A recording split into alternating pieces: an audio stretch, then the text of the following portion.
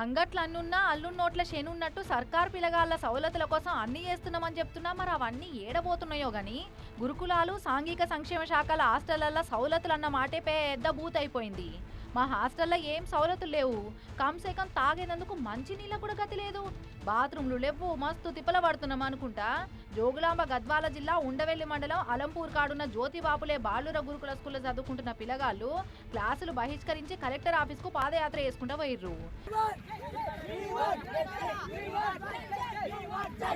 ఇట్లా hostel పిల్లగాళ్ళంతా collectorate కు rally తీసుకుంటూ పోతున్నారని తెలిసి మానవపాడు మండలం ఇటిక్యాలపాడు స్టేజ్ కాడ పిల్లగాళ్లకు అడ్డం తిరిగిర్రు పోలీసోళ్ళు. ముత్తెమంత లేరు, హుషారు పిట్టలున్నారు, ఇప్పుడే ధర్నాలు నిరసనలని రోడ్డెక్కిండ్రా అని పోలీసోళ్ళు పిల్లగాళ్ళను మందలిచ్చిర్రు.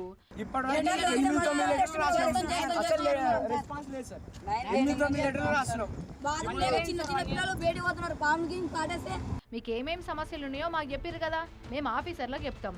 ఇప్పుడు మీరైతే మీ హాస్టళ్లకు ఓర్రి అని సొట్లు పెట్టి డీసీఎం వ్యాన్ ఎక్కించి పిల్లగాళ్ళను వాపసు తోలిండ్రు.